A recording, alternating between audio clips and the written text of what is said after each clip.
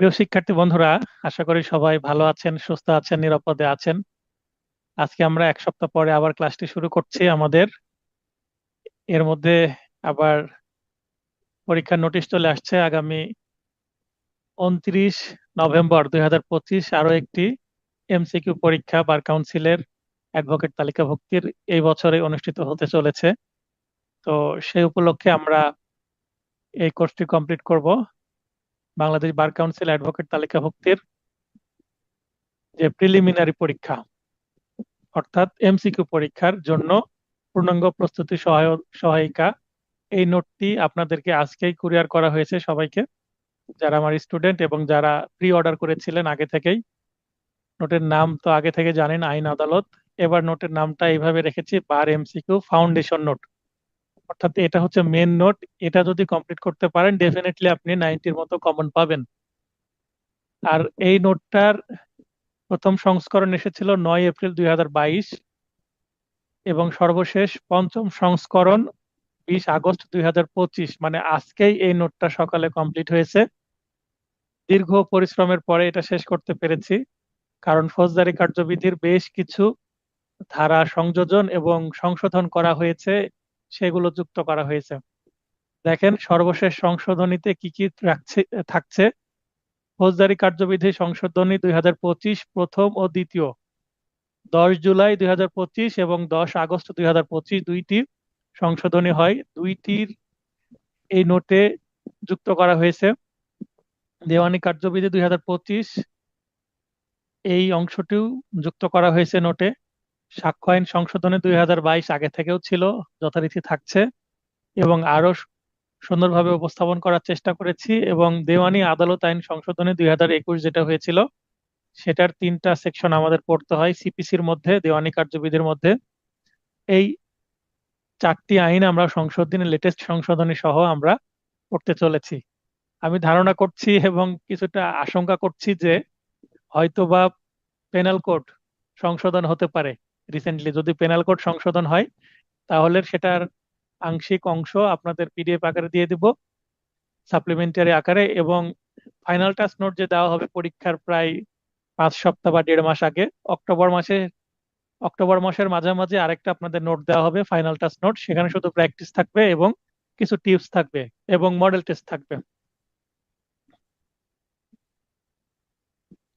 তো এই নোটটা যেভাবে দেখছেন এইভাবে দেওয়া দেওয়া হয়েছে আপনাদের। এখানে নোটের কিছু বৈশিষ্ট্য আপনাদের তুলে ধরি, যেটা পড়তে আপনাদের সুবিধা হবে। নম্বর বন্টন এবং সূচিপত্র আমি রেখেছি। এখানে দেখবেন যে সাবজেক্ট 7টা আছে, 7টা সাবজেক্ট। পেনাল কোড আপনি কোথায় পাবেন? এই নোটের 11 নম্বর পেজ থেকে 73 নম্বর পেজ পর্যন্ত পেনাল কোড পাবেন। এবং পরবর্তী অন্যান্য সাবজেক্ট গুলোও দেখেন উল্লেখ করা আছে, কত থেকে কত পেজের মধ্যে আছে। অর্থাৎ সহজেই সাবজেক্ট গুলো খুঁজে পেতে আপনাদের সুবিধা হবে। তাহলে আমরা পড়ছিলাম পেনাল কোড 1860, 18 and 60। তো আমরা যদি 11 নম্বর পেজে চলে যাই, 11 নম্বর পেজে চলে গেলেই কিন্তু আমরা পেনাল কোড পেয়ে যাব। তো এই তো আমরা 11 নম্বর পেজে চলে আসছি। পেনাল কোড এটা ল 01, মানে 1 নম্বর আইন হিসাবে আমি রেখেছি আমার নোটে, পেনাল কোড 18 and 60। এবার যদি পেনাল কোডে আমরা যাই, পেনাল কোডের প্রথমে আমরা কি সিলেবাসটা পাবো। সিলেবাসটা দেখলে কিন্তু বোঝা যায় যে আপনার কোন জায়গা থেকে আসলে প্রশ্ন বেশি হতে পারে। আর এই হচ্ছে পেনাল কোডের সিলেবাস, যেখান থেকে এমসিকিউ, রিটেন এবং ভাইবার প্রশ্ন হয়ে থাকে। এবং এই সিলেবাসের আলোকেই কিন্তু এই নোট রেডি করা হয়। এবং এখানে এসে দেখেন আরো একটি সূচিপত্র আমরা দেখতে পাচ্ছি। যেমন আমার নোটটা বিভিন্ন পার্টে ভাগ করা আছে। পার্ট ওয়ানে প্রাথমিক বিষয়সমূহ, এটা আছে 13 থেকে 18 পৃষ্ঠার মধ্যে। এভাবে প্রতিটা সাবজেক্টেই কিন্তু উল্লেখ করা আছে। তার মানে সূচিপত্র এই নোটে আছে টোটাল 8টি। প্রথমে একটি মেন সূচিপত্র, সাবজেক্ট কোথায় আছে, কত কত পৃষ্ঠায় আছে সেটা উল্লেখ করা আছে। এবং প্রতিটা সাবজেক্টের আন্ডারে আবার একটা করে আলাদা আলাদা সূচিপত্র করা আছে, কত ধারা থেকে কত ধারায়। তাহলে আপনার নির্দিষ্ট একটি ধারা আমার নোটে খুঁজে পেতে কিন্তু আপনার খুব বেশি সময় লাগবে না, দ্রুত খুঁজে পেয়ে যাবেন। তো আমরা পড়েছিলাম পার্ট 9 পর্যন্ত আমাদের পড়া হয়েছে, 339 থেকে 358। এটা সর্বশেষ আমাদের পড়া ছিল 53 থেকে 54 নম্বর পৃষ্ঠার মধ্যে ছিল। আজকে আমরা পড়বো পার্ট 10, ধারা 359 থেকে 377। তাহলে আমাদের 16তম অধ্যায়, মানে মানব শরীরের বিরুদ্ধে অপরাধ, এটা শেষ হবে। আমরা সরাসরি চলে যাব 55 এবং 56 এই পেজগুলোতে। তো 55 নম্বর পেজে যদি আমরা চলে যাই ডিরেক্ট, তাহলে আমরা এখানে চলে আসছি ডিরেক্ট। আপনারা এইভাবে নোটটা খুব সহজেই আপনাদের যে অংশে যাওয়ার দরকার আপনারা খুঁজে পাবেন। তো আমরা পড়ছি আইন আদালত বার এমসিকিউ ফাউন্ডেশন নোট। আজকে পড়বো পার্ট 10, ধারা 359 থেকে 377 আলোচনা হবে এবং কিছু এমসিকিউ বিষয়েও ধারণা দেওয়ার চেষ্টা করব। আমরা পড়ছি ষোড়শ অধ্যায়, মানে 16তম অধ্যায়, ধারা 359 থেকে 374-এর মধ্যে আছে মনুষ্য হরণ, অপহরণ, দাসত্ব বা শ্রমে বাধ্য করা, অর্থাৎ কিডন্যাপিং, অ্যাবডাকশন। কিডন্যাপিং বলতে কিড শব্দের অর্থ শিশু, শিশু অপহরণ বা শিশুকে চুরি করে নিয়ে যাওয়া, এটাকে কিডন্যাপিং বলে। আর অ্যাবডাকশন হচ্ছে শিশু থেকে যারা বড় হয়ে গেছে, অ্যাডাল্ট পার্সন। অ্যাডাল্ট শব্দের সাথে অ্যাবডাকশন শব্দের দেখেন মিল আছে, তো অ্যাডাল্ট পার্সনদেরকে নিয়ে গেলে সেটা অ্যাবডাকশন, আর কিড বা শিশুদের নিয়ে গেলে সেটা কিডন্যাপিং। এইভাবে মনে রাখার চেষ্টা করবেন। স্লেভারি, তো আগে আমরা আইনটি পড়ছি 1860 সালের আইন। ওই সময় কিন্তু স্লেভারি বা জোর করে কাজ করিয়ে নেওয়ার মতো অপরাধ ঘটতো, এখনো হয়তো বা কিছু কিছু জায়গায় ঘটছে অল্প পরিসরে। এবং ফোর্স লেবার এবং জোরপূর্বক কাজ করে নেওয়া। প্রথমে 359 মনুষ্য হরণ, যেটাকে বলা হচ্ছে কিডন্যাপিং বা শিশু অপহরণও বলা যেতে পারে।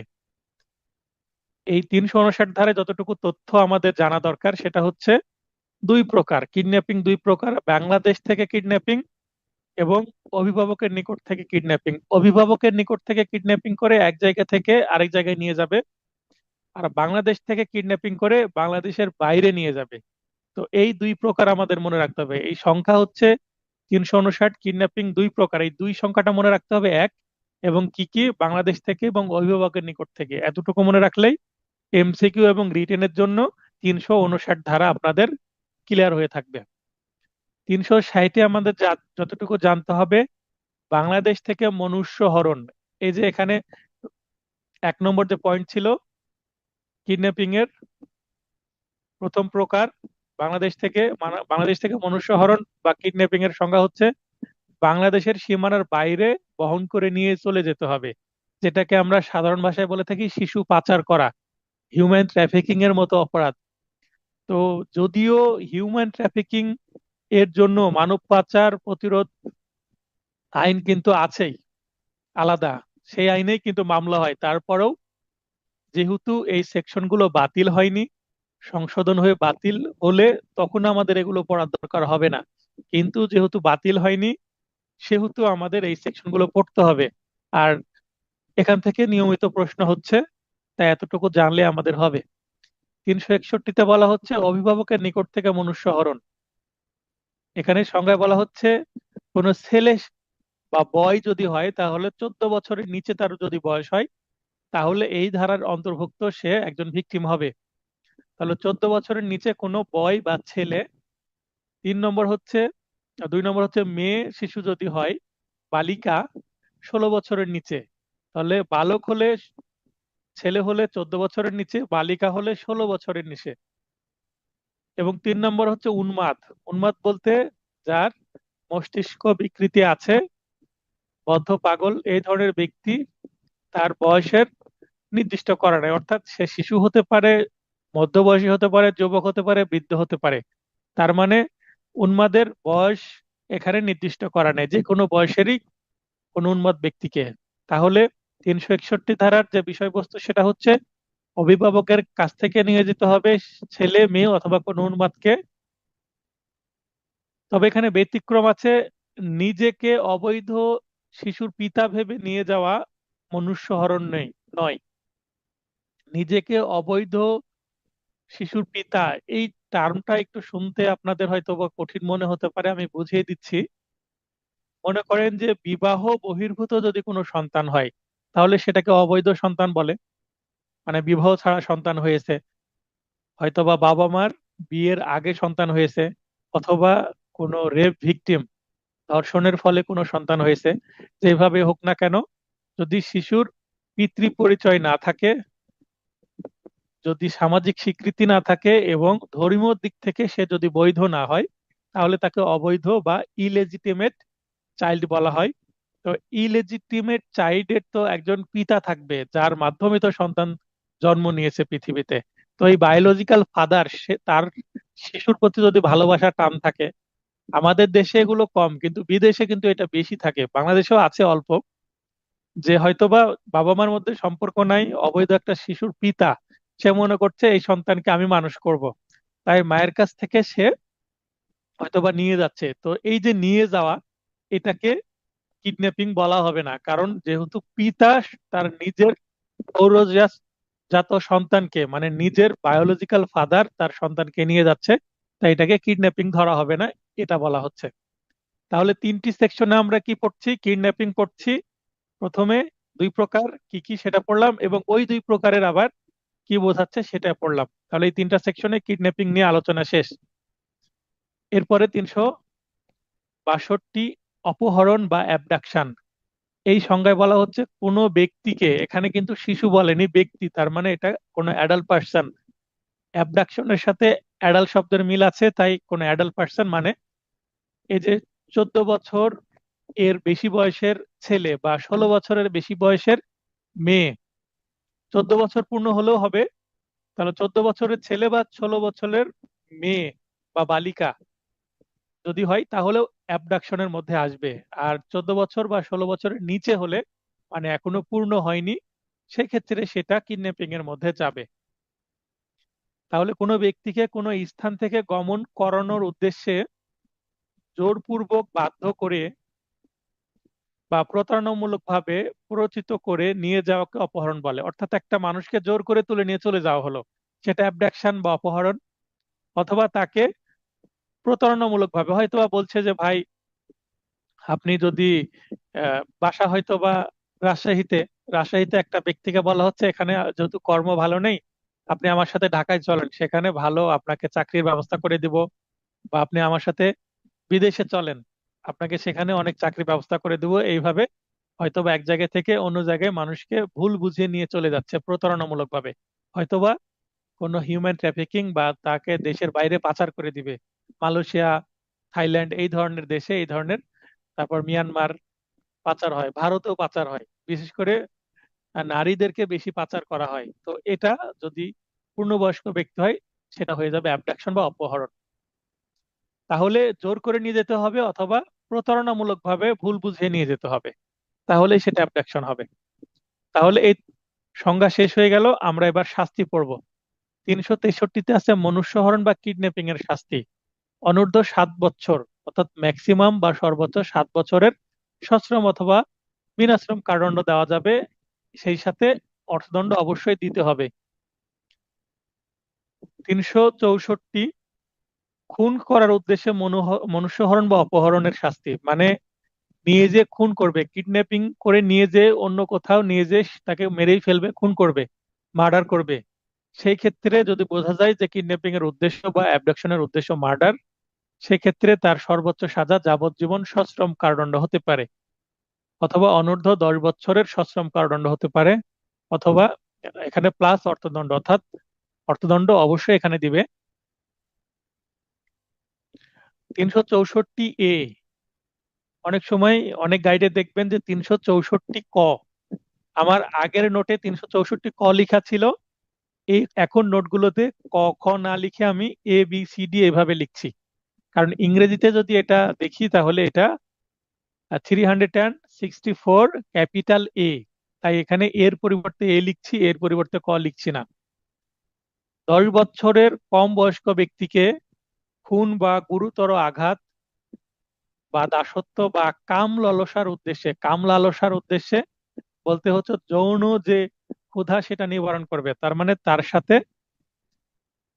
যৌন কুকর্ম করবে, এই ধরনের যদি উদ্দেশ্য থাকে, সেক্ষেত্রে সেটা মনুষ্যহরণ হোক বা অপহরণ হোক,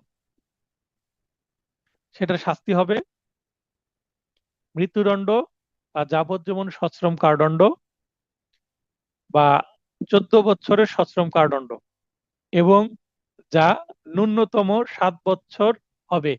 দেখেন, এই ধারায় অন্য সব ধারাতে কিন্তু ব্যতিক্রম। এই ধারাতেই প্রথম আমরা দেখছি যে ন্যূনতম কত হবে, মানে যেমন 363-তে এখানে প্লেন বলে দেওয়া হলো 7 বছর, মানে ম্যাক্সিমাম 7 বছর দেওয়া যাবে, 7 বছরের উপরে দেওয়া যাবে না, 7 বছর দেওয়া যাবে, বা তার নিচে 5 বছর, 4 বছর, 3 বছর, 1 বছর, 6 মাস সাজা দেওয়া যাবে। কিন্তু 364 এতে বলা হচ্ছে মিনিমাম 7 বছর দিতে হবে, 7 বছরের নিচে দেওয়ার বিধান নাই। তার মানে 7 বছরের উপরে 14 বছর হতে পারে, যাবজ্জীবন হতে পারে, অথবা মৃত্যুদণ্ড হতে পারে। তাহলে মৃত্যুদণ্ডের কিন্তু 10টি সেকশন আছে, তার মধ্যে এই 364 একটি অন্যতম সেকশন। তারপরে 374, বেআইনিভাবে শ্রমে বাধ্য করলে, কোনো ব্যক্তিকে যদি বেআইনিভাবে কোনো কাজ করাই নেওয়া হয়, আমরা বিশেষ করে সিনেমাতে এই ধরনের দেখি যে জোর করে কাজ করে নেওয়া হচ্ছে, বন্দি করে রাখছে।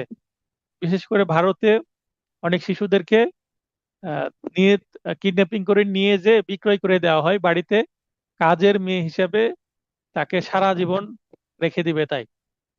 মানে 3 লাখ 4 লাখ টাকা এই ধরনের রুপিতে, 3-4 লাখ রুপিতে কিনে নিচ্ছে একজন শিশুকে, মেয়ে শিশু বা ছেলে শিশু, নিয়ে তার বাড়ির পার্মানেন্ট কাজের সারা জীবনের জন্য। তাহলে এই ধরনের অপরাধ হবে। শাস্তি কত হবে? অনূর্ধ্ব 1 বছর সশ্রম বা বিনাশ্রম কারাদণ্ড, অথবা অর্থদণ্ড বা উভয় দণ্ড। যদি কাজে বাধ্য করে, কাজে বাধ্য করার জন্যই শাস্তি হবে আলাদাভাবে 1 বছর। আর কিডন্যাপিং করে নিয়ে গেলে তো আলাদা শাস্তি আছেই। যুদ্ধবন্দী বা আশ্রিত ব্যক্তিকে বাংলাদেশের সশস্ত্র বাহিনীতে কাজে বাধ্য করলে, তো বাংলাদেশের সশস্ত্র বাহিনী বলতে সেনাবাহিনী, নৌবাহিনী বা বিমান বাহিনী, আমাদের এই বেসিক 3টি বাহিনী আছে। তো এই 3টি বাহিনীর তো কাজ আছে, যেমন ক্লিনিং এর কাজ থাকে, তারপরে রান্না বান্নার কাজ থাকে, আরো অনেক কাজ থাকে। কারণ সেখানে ডরমিটরি থাকে, ট্রেনিং সেন্টার থাকে, সেগুলো কাজ থাকে। তো এই সেখানে যদি এই ধরনের কোনো কাজে বাধ্য করা হয় কোনো ব্যক্তিকে, যে যুদ্ধবন্দী, অর্থাৎ কোনো যুদ্ধে যখন, যেমন বাংলাদেশ পাকিস্তানের যখন যুদ্ধ হয় 1971 সালে, তখন অনেক যুদ্ধবন্দী পাকিস্তানের কিন্তু বাংলাদেশে আটক ছিল। তো এই ধরনের যুদ্ধবন্দী ব্যক্তিকে যদি কাজে বাধ্য করা হয়, তাহলে অনূর্ধ্ব 1 বছর সশ্রম বা বিনাশ্রম কারাদণ্ড দেওয়া হবে। এই যে ধারা, এই ধারাটা কিন্তু যুদ্ধবন্দী ও আশ্রিত ব্যক্তি বলতে এখানে তাদেরকে বোঝানো হয়েছে, সেটা জেনেভা সম্মেলন, যেটা 12/8/1949 এর 4 দফায় বর্ণিত ব্যক্তিবর্গকে বোঝাবে। অর্থাৎ যুদ্ধবন্দী বা আশ্রিত ব্যক্তির যে সংজ্ঞা, সেটা একটা ইন্টারন্যাশনাল ট্রিটি বা আইন, জেনেভা সম্মেলন বা জেনেভা কনভেনশন, যেটা আর্টিকেল 4-এ আছে। জাতিসংঘ যখন গঠন হয় 1945 সালে, জাতিসংঘ গঠনের পরে এই ধরনের ইন্টারন্যাশনাল যে কনভেনশন গুলো শুরু হয়, এবং এটি জাতিসংঘ গঠনেরই কিন্তু একটা আউটপুট বা ফলাফল। তাই এটা একটা মানবতা বিরোধী যেহেতু অপরাধ, তাই এই জেনেভা কনভেনশনে এটাকে নিয়ে আসা হয়, এবং সেই অনুসারে কিন্তু বাংলাদেশের যে আইন, সেই আইনে পেনাল কোডে এই 374 ধারাটা যুক্ত করা হয়। ষোড়শ অধ্যায়ের 375 এবং 76 আমরা দুইটি সেকশন পড়লেই আমাদের এই ষোড়শ অধ্যায় বা মানব দেহের বিরুদ্ধে যে অপরাধ, সেটা শেষ হয়ে যাবে। এবং আশা করছি আপনারা আগামী 2 দিনের মধ্যে, যেমন কালকেই, যারা ঢাকায় আছেন, কালকে অর্থাৎ বৃহস্পতিবার 21 তারিখে সবাই নোট পেয়ে যাবেন আশা করছি। তবে যারা হোম ডেলিভারি নিচ্ছেন তাদের হয়তো বা 2-1 দিন দেরি হতে পারে, এবং ঢাকার বাইরের জেলাতে শুক্র শনিবারের মধ্যে সবাই নোট পেয়ে যাবেন। আমি আগামী সপ্তাহে, আগামী রবিবার বা সোমবারে একটা পরীক্ষার ব্যবস্থা করব, যতটুকু কমপ্লিট হলো ততটুকুর উপরে। তারপরে বাকিটুকু আমরা পরে, পরের সপ্তাহে আমরা ক্লাসে কমপ্লিট করে পুরো পেনাল কোড আবার বাকি অর্ধেকের পরীক্ষা নিব। ধারা 375, ধর্ষণ বা রেপ এর সংজ্ঞা বলছে, কোনো ব্যক্তি যে কোনো অবস্থায়, কোনো ব্যক্তি যে কোনো অবস্থায় নিম্ন বর্ণিত ক্ষেত্রে কোনো নারীর সাথে যৌন সঙ্গম করলে সে ধর্ষণ করেছে মর্মে গণ্য হবে। তাহলে এখানে দেখেন নির্দিষ্ট করে দেওয়া হয়েছে যে কোনো ব্যক্তি কোনো ব্যক্তি কোনো ব্যক্তি বলতে এখানে পুরুষকে বোঝানো হচ্ছে। আর এখানে কোনো নারীর সাথে, তার মানে নারীকে এখানে ভিকটিম বোঝানো হচ্ছে। তার মানে রেপের ক্ষেত্রে ভিকটিম শুধুমাত্র কোনো নারী হতে পারে, সেটা বোঝানো হচ্ছে। তাহলে যৌন সঙ্গম করলে বা সহবাস করলে ধর্ষণের ধর্ষণ হবে, এবং ধর্ষণের উপাদান পাঁচটি। এই ধর্ষণের সংজ্ঞা আসে না কখনো, কিন্তু 375 ধারা থেকে প্রশ্ন আসে ধর্ষণের উপাদান কয়টি, বারবার এই প্রশ্নটি আসে। বা ধর্ষণের সংজ্ঞা কত ধারায় দেওয়া হয়েছে। পেনাল কোডের 375 ধারায় ধর্ষণের সংজ্ঞা দেওয়া হয়েছে, এবং উপাদান হচ্ছে পাঁচটি। এটা মনে রাখবেন, উপাদান পাঁচটি 375 ধর্ষণের সংজ্ঞায়। এবং উপাদানগুলো কি কি সেগুলো কখনো আসে না, জাস্ট উপাদান পাঁচটি, এই প্রশ্নই বারবার আসে।